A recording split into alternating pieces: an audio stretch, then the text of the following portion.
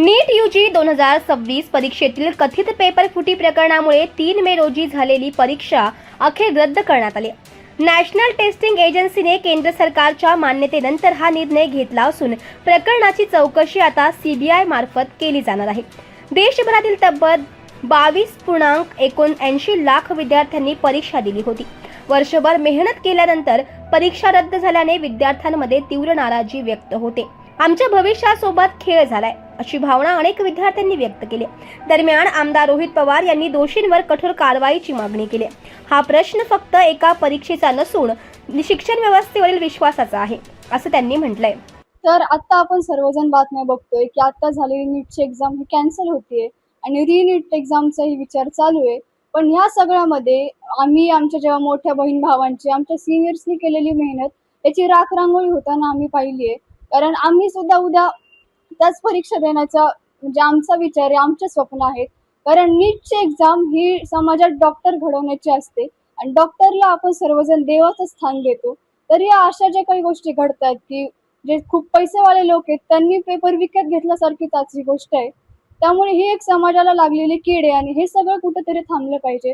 कारण आमच्यासारखे सर्वसामान्य घरातून आलेले काही मुलं की ज्यांची स्वप्न खूप मोठी आहेत आणि काही अशा नगरमध्ये खूप अशा अकॅडमीज आहेत की ज्या या मुलांच्या स्वप्नांना खरंच बळ देत आहेत.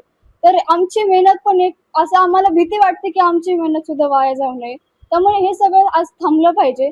आमच्या अकॅडमीमधून पण ह्या नीट एक्झाममध्ये 360 पैकी 360 बायोलॉजी विषयामध्ये मार्क पडणार होते आणि 690 मार्कांचा टॉपर आमच्या अकॅडमीमधून येणार होता.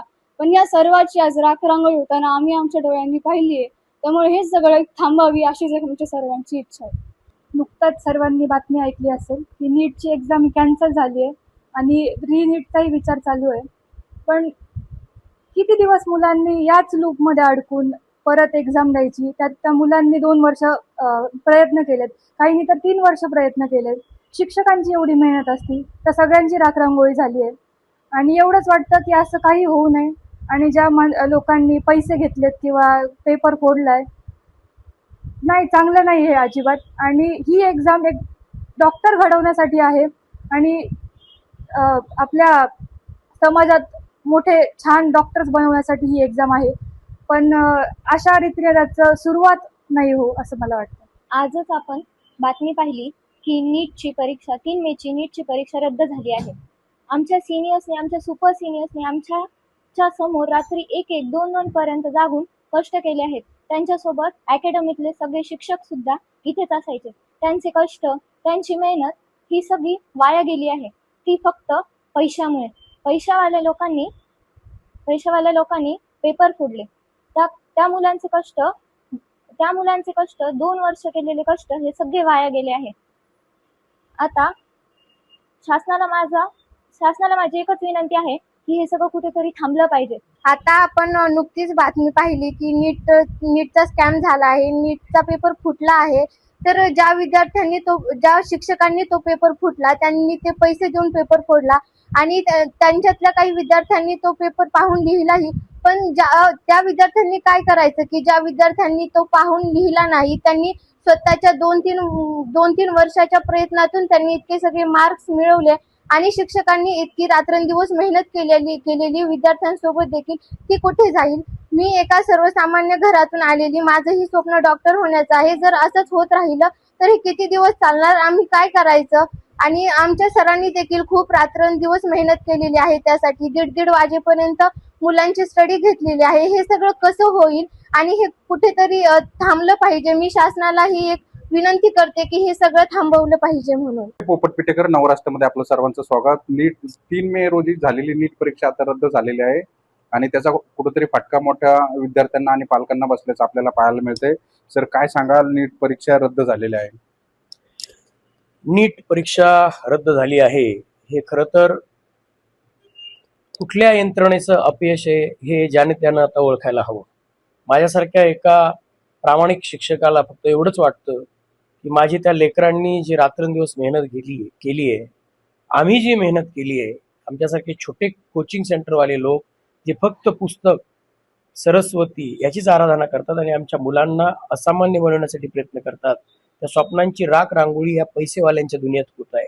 ज्यांच्याकडे पैसे आहेत ते लाखो कोट्यवधी रुपये खर्च करून पेपर फोडण्याचं षडयंत्र रचवत आहेत आणि आमच्यासारखे कष्ट करत आहेत.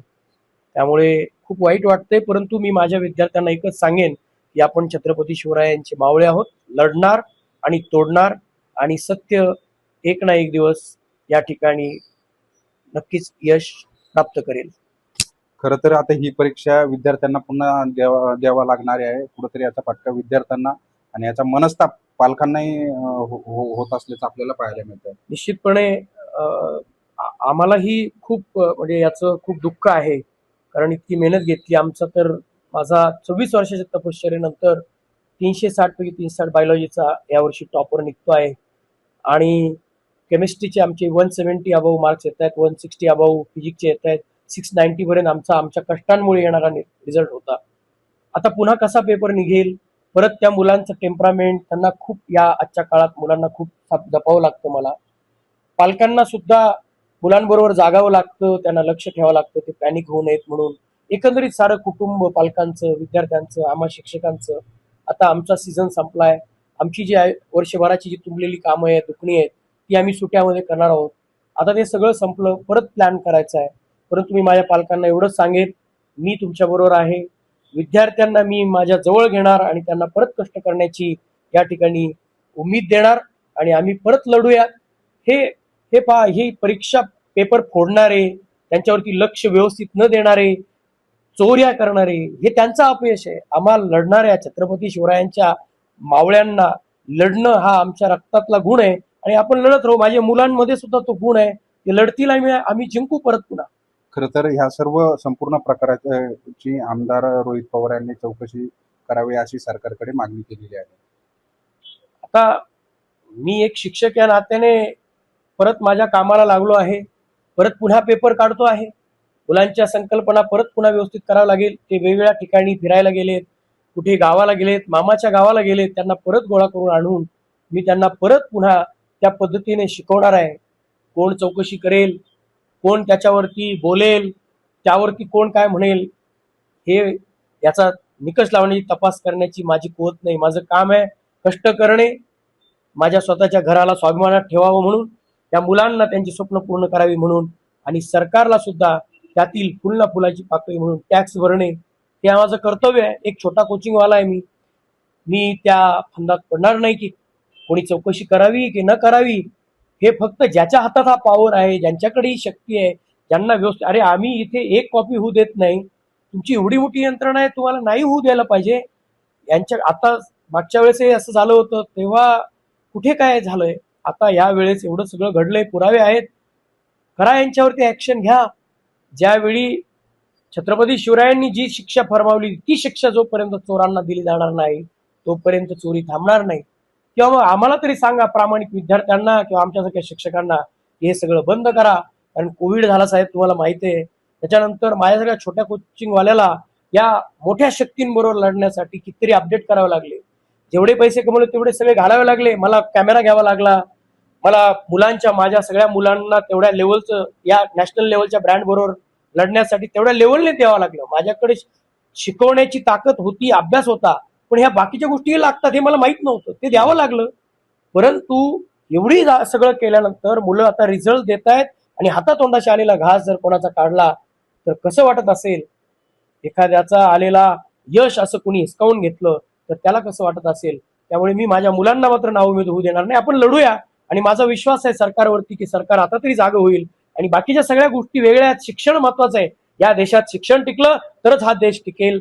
हे मी म्हणत नाहीये, स्वातंत्र्यपूर्व काळातील सगळे प्रज्ञावान लोकांनी हेच सांगितलंय हो. त्यामुळे कोण चौकशी करेल आणि कोणी चौकशी करायला लावावी ह्यात मी पडणार नाही. चौकशी करा, अगर नका करू, परत परीक्षा घ्याल त्यावेळी फक्त जागे राहा, रक्षक भक्षक होऊ देऊ नका, एवढीच माझी म्हणणं. 24 लाख मुलं नीट परीक्षेसाठी बसत असतात, 1 लाख जागा असतात. सामान्य परिवारातली मुलं कष्ट करून वर्षभर परवडत नसताना सुद्धा महागडे क्लासेस लावून शिक्षण घेत असताना अपेक्षा असते की चला नीटची परीक्षा आपण देऊ शकतो, आई वडिलांचं आपलं स्वप्न आपल्याला पूर्ण करता येईल.